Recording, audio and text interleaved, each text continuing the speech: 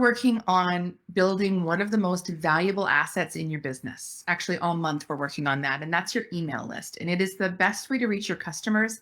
It's one of the few things that you have complete control over. Social media is great, but you don't own your reach there. And any moment, the platform could change, it could lock you out, you could disappear, you've lost your audience in a blink. So it's critical that you convert as much of your social media following to a list that you actually do own and control. And an email list is the way that most of us do that.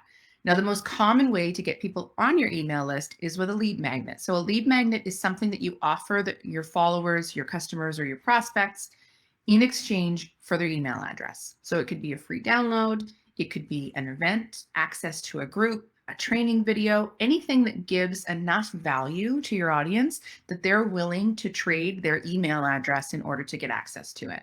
So you can get really fancy and complicated, but the basics you need to convert those followers to emails is a high value offering, your lead magnet, whatever that is, that can be delivered digitally, a landing page, which is what we're going to talk about today for them to go to in order to learn more about it and give you their email address. And then you need an automated email to send that lead magnet out or give them further information. That's it. It's a weekend project. You can totally do it all on your own. So this is part 2 of the 4-part series. We're going to walk you through all 3 of those steps, and then we have a bonus 4th section on other free ways to grow your list. So let's start with, what is a landing page? All right. Anybody have landing pages set up? You've got your email funnel already set up? Give me a yes in the comments so I can see that. All right. Hey T. Hey Shay from Chicago, business coach, consultant, and mentor. Beautiful. Allison from Michigan. Hello, Allison. Okay, so what is a landing page? It's also known as a squeeze page. You may have heard it called a squeeze page. It's part of your sales funnel, and it's very simply somewhere that your prospects or your potential customers can go to sign up for your lead magnet so that you can collect their email address. That's what it's there for. So where can you set up a landing page? You can do it on your own website. You could actually create a new page on your website for it. You can use just a simple 1-page landing page that's built from a template. You can do that. There's all sorts of platforms you can do that on. I have used lead pages most often in the past. You can look up lead pages, but there's other ways to do that. You can just Google landing page provider, and you'll have many, many, many options. Often your email provider, like Constant Contact, for example, will have simple landing pages that you can set up. So there's different ways to do it, but the 2 main ways usually are to either send it up on your own website on a new page, or to use a simple templated system like lead pages. How does it collect the information? Well, your page may have a pop-up. When you go visit a website and the pop-up comes up and says, 10% off for joining our email list, or whatever it happens to be, you can do it that way. Or you can have it so it's just part of the page. It's built right into the page, into your header, your footer, or the middle of the page.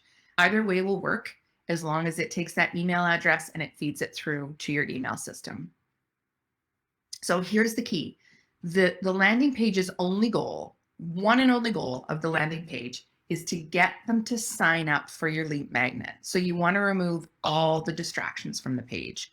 So you want, if you've built this as part of if you're building a new page onto your website to create this landing page, you don't want it linked to the rest of your web page. So in the menu bars, you don't want the menu bars up there so they can go from page to page in your site. It's going to be its own standalone page, and you can do that in any site building software. We use Kajabi, and I have all sorts of different pages that are not connected to other pages that are built on that same site. So you don't want them to have a lot of text to read. You don't want links to other web pages. You don't want your social media links on your landing page.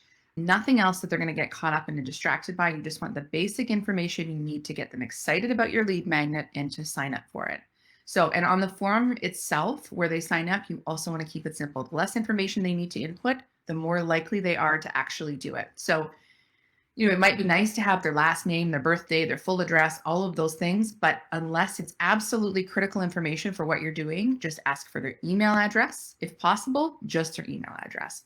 I ask for the first name because I like to be able to address the emails to the person after the fact, but no more than that if you can help it. If you build your page on a site that's not connected, like lead pages, for example, where it's its own standalone templated site, that's perfect. There's going to be no distraction at all. So what are the elements for your landing page? Very, very simple, again, because you only have one goal with this page. So you're going to have your headline. It's going to be direct and clear. What are they getting?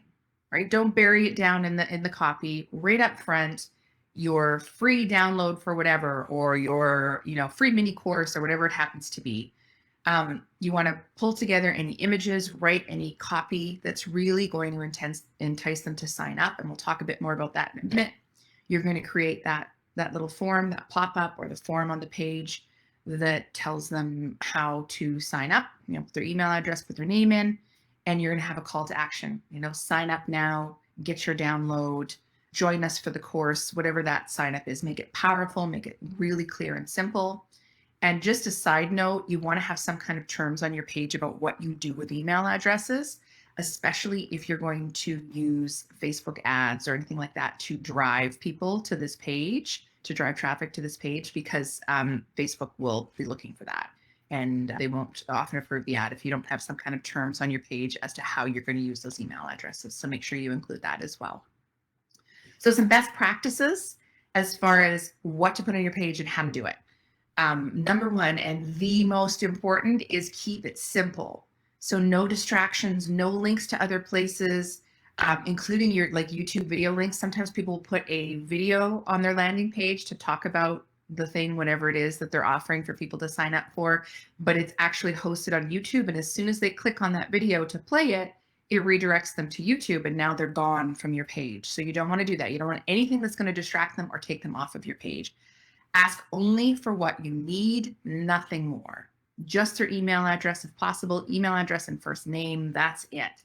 The only purpose is to sign them up. So really sell the lead magnet itself and leave any other information for later, for after they've signed up. You don't have to tell them about your coaching practice. You don't have to tell them about the history of your company. None of those things should be on this page. It's all about getting them to sign up for your email list. Because once they're on your email list, you have forever and a day to tell them all of those things that you want to tell them, and tell them about all the exciting stuff that's coming up. But this page is just to get them to sign up for your lead magnet.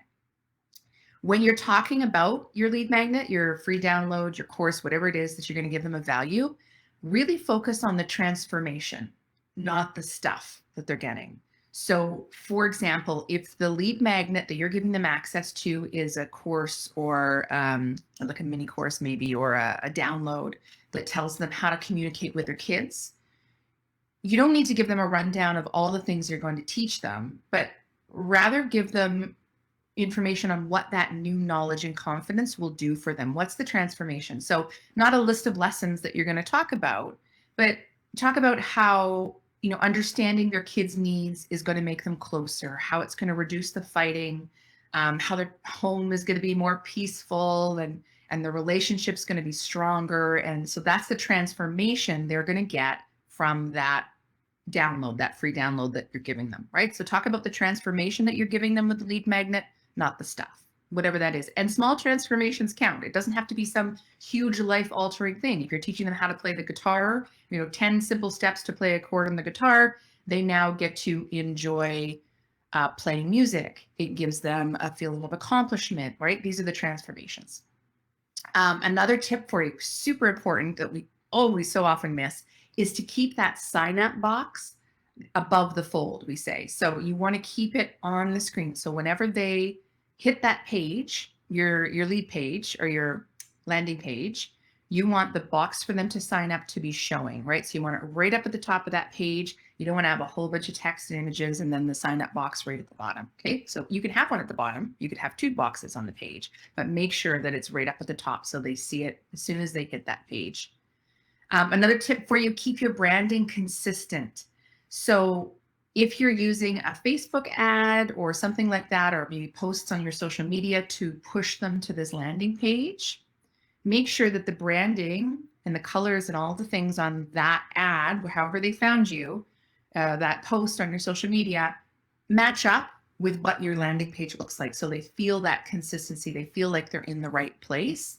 And then the same thing when they actually get the lead magnet, whatever that branding looks like on that page, make sure that your lead magnet that they actually get looks like it, right? So that it's all consistent. They know they're in the right place and it appeals to them. If the ad appealed to them and it's got similar branding and feel as the actual landing page, then the landing page is going to appeal to them too, right? It just makes sense. So keep your branding consistent across all of the different parts of this. Make sure it sounds easy, but honestly, we see it so much. Use fonts that are easy to read. Use images that load quickly. You don't want big, huge image files that are really slow to load the page. Nothing more annoying to that. I know you've all been on pages like that on the web page, and you just leave. You're not going to sit there and wait for all of these images to load. So, little things like that can make a really big difference. The bottom line is the faster, easier, and more attractive you can make it for them to sign up, the better your conversions are going to be. So the more people that visit your page are actually going to sign up for your email list. If you make it fast and easy and just really attractive for them to want whatever it is that you're offering. One more really solid tip as far as building your page is to test it on different platforms.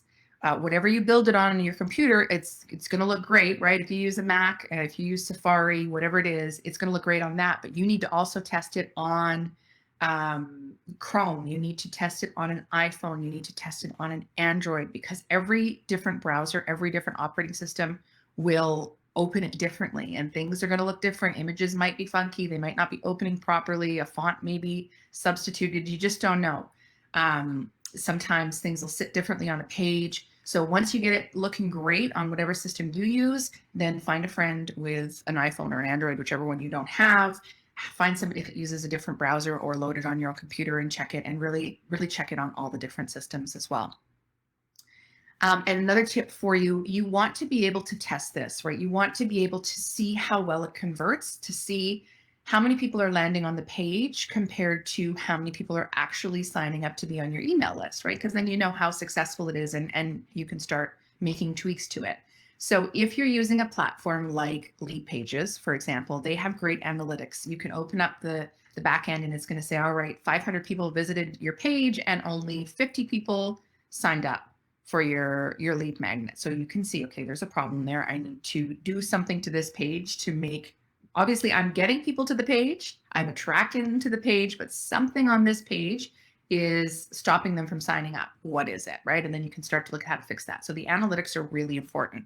So if you're using a service like Lead Pages, they're going to have the analytics built in. If you're building this page on your own website, you may not have those analytics depending on what kind of platform you use. If you don't, make sure you sign up for like Google Analytics, for example, and there's all sorts of great trainings on that. And if you need help figuring out, if you've never heard of Google Analytics, I can send you some links. Just put it in the comments and I'll note it for you.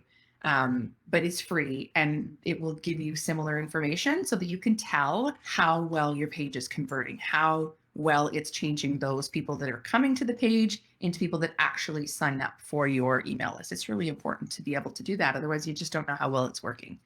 You don't know where you're losing people. And then once you've done that, you've set up those analytics, then test, test, and test.